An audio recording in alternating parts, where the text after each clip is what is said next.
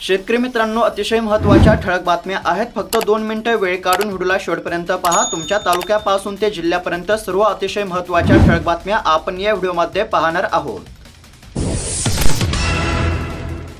पहिलीच महत्त्वाची बातमी, राज्यामध्ये अवकाळी पावसाचे ढग कायम, पुढील 4 दिवस तीव्र सतर्कतेचा इशारा। एकंदरीत जर पाहायला गेले तर आता राज्यामध्ये अजून 4 दिवस पावसाची शक्यता असून राज्यातील नागरिकांना सतर्कतेचा इशारा।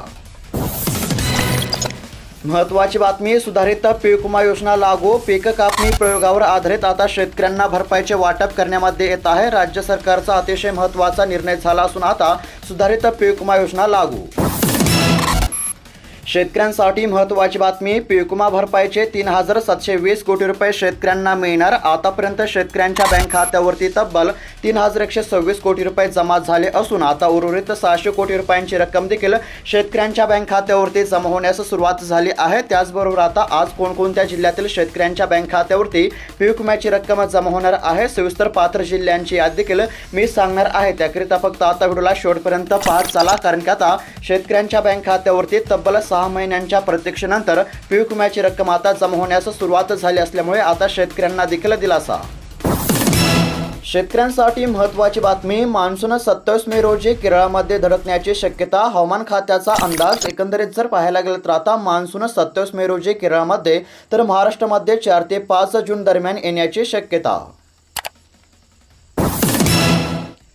पीक विमा योजनेअंतर्गत शेतकरी बागायतदारांना मोठा दिलासा, कोकणातील शेतकऱ्यांना तब्बल 14 कोटी 25 लाख रुपयांची नुकसान भरपाई वाटप करण्यामध्ये आली असल्यामुळे आता शेतकऱ्यांमध्ये आनंदाचे वातावरण।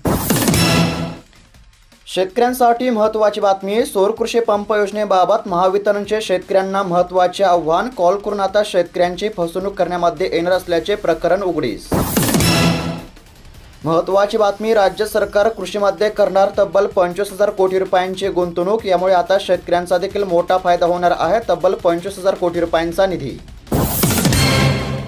जुनी पीक विमा योजना पूर्ववत करा, काँग्रेसचे प्रदेशाध्यक्ष हर्षवर्धन सपकाळ यांची मागणी, तर नव्या पीक विमा योजनेवरून आता जोरदार टीका। महत्त्वाची बातमी, 3 लाख टन कांद्याची होणार आता खरेदी, नाफेड NCCFचा निर्णय पाहायला मिळत आहे। सहकारी संस्थांकडून आता निविदा देखील मागवण्यामध्ये आला।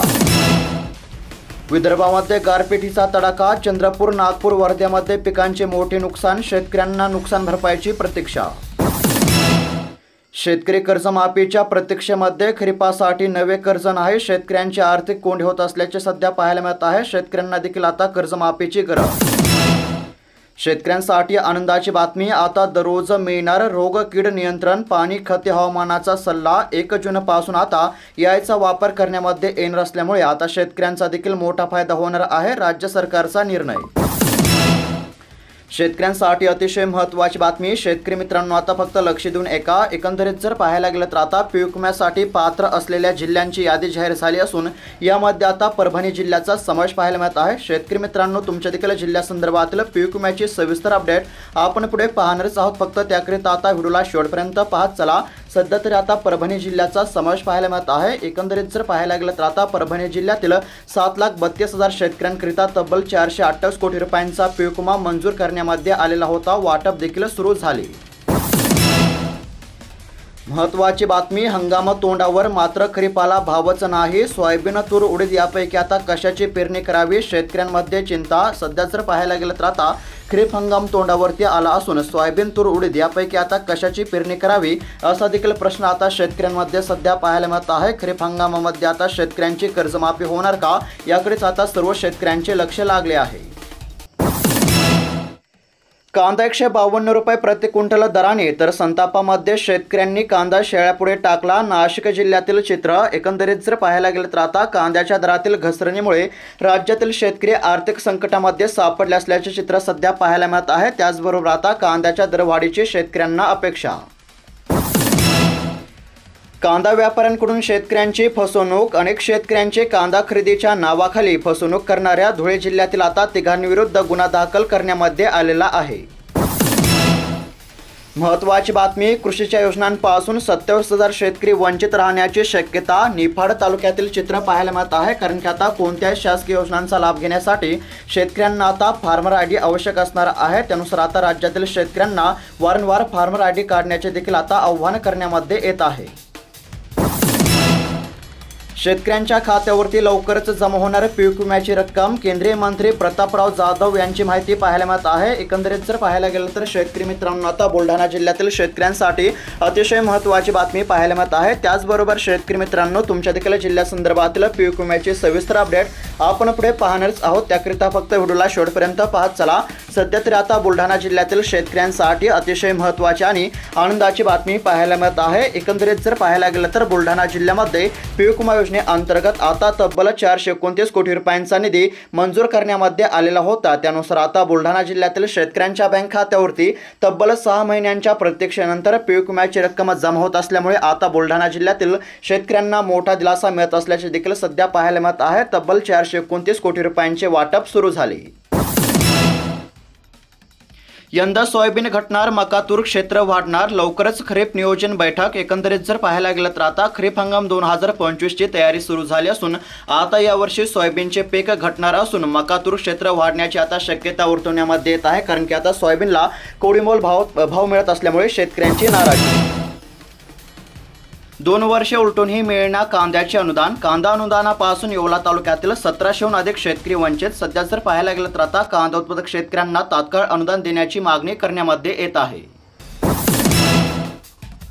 ढगाळ वातावरण, वादळी वाऱ्यांमुळे शेतकरी चिंतेत। सध्या जर पाहायला गेलं तर आता राज्यामध्ये अनेक ठिकाणी गारपिटीसह अवकाळी पावसाची शक्यता देण्यामध्ये आली असल्यामुळे आता राज्यातील शेतकऱ्यांना तसेच नागरिकांना सतर्कतेचा इशारा।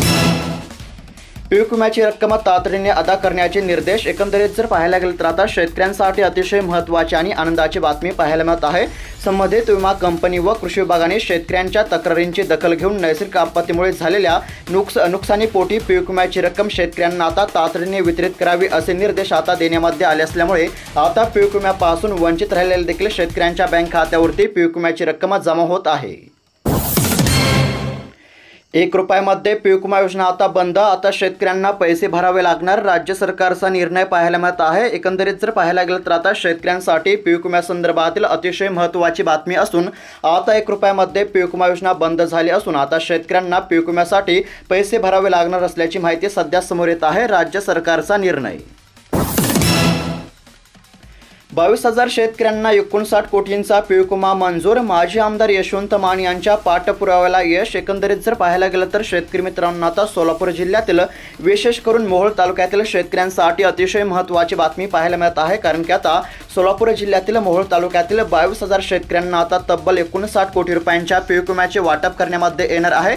माजी आमदार यशवंत मान यांच्या देखील आता पाठपुराव्याला यश आले असून आता शेतकऱ्यांच्या बँक खात्यावरती पीक विम्याची रक्कम जमा होत आहे। आता 22,000 शेतकऱ्यांच्या बँक खात्यावरती 59 कोटी रुपयांचा पीक विमा जमा करण्यामध्ये येणार असल्यामुळे आता सोलापूर जिल्ह्यातील मोहोळ तालुक्यातील शेतकऱ्यांना आता मोठा दिलासा मिळणार आहे। तब्बल 6 महिन्यांच्या प्रतीक्षेनंतर आता दिलासा। तूर लागवड खानदेशामध्ये आता घटणार, यंदा 10 ते 11,000 हेक्टरवर लागवड होण्याची शक्यता पाहायला मिळत आहे। एकंदरीत जर पाहायला गेलं तर आता खानदेशामध्ये तूर लागवड आता घटण्याची शक्यता वर्तवण्यामध्ये येत आहे। खानदेशामध्ये तूर लागवड यंदा कमी होईल असे दिसत असून आता यावर्षी 10 ते 11,000 हेक्टरवर तुरीची लागवड करण्यामध्ये येणार आहे। त्यामध्ये आता जळगाव जिल्ह्यातील लागवड फक्त आता 5,000 हेक्टरपर्यंत अपेक्षित असल्याची माहिती मिळत आहे। शेतकऱ्यांसाठी महत्त्वाची बातमी, यंदा 105% पाऊस पडण्याचा हवामान खात्याचा अंदाज, मान्सून 4 दिवस आधीच केरळमध्ये येण्याची शक्यता। एकंदरीत जर पाहायला गेलं तर आता हवामान संदर्भातील शेतकऱ्यांसाठी अतिशय महत्त्वाची बातमी पाहायला मिळत आहे। यंदा आता 105% पाऊस पडण्याची शक्यता।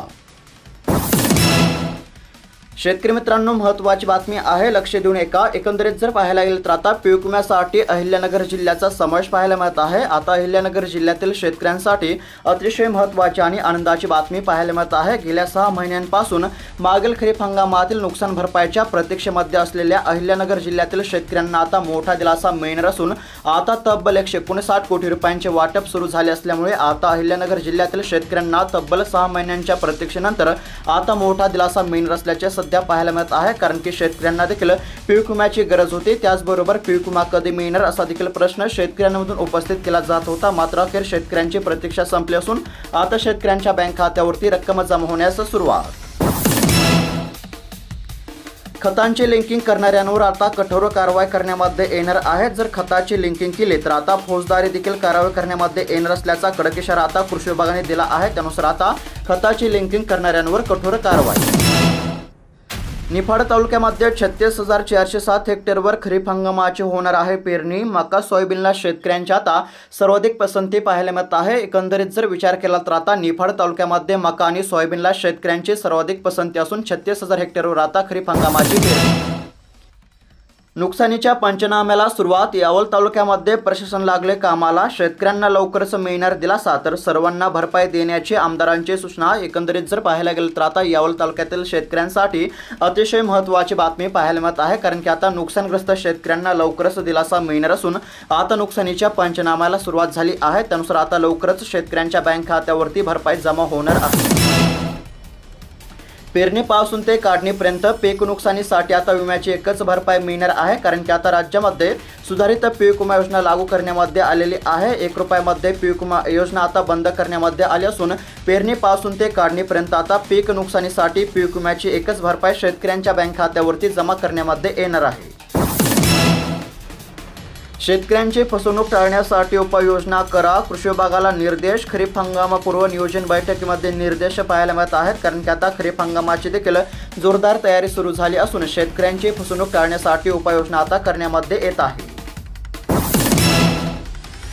वेळेआधीच देशामध्ये मान्सून धडकणार. 27 मे पासून आता पावसाला सुरुवात होण्याची शक्यता वर्तवण्यामध्ये येत आहे. एकंदरीत जर पाहायला गेलं तर आता मान्सून या वर्षी लवकरच येणार असून 27 मे पासून आता पावसाला सुरुवात होण्याची शक्यता देखील आता हवामान खात्याने व्यक्त केली असल्याचे पाहायला मिळत आहे.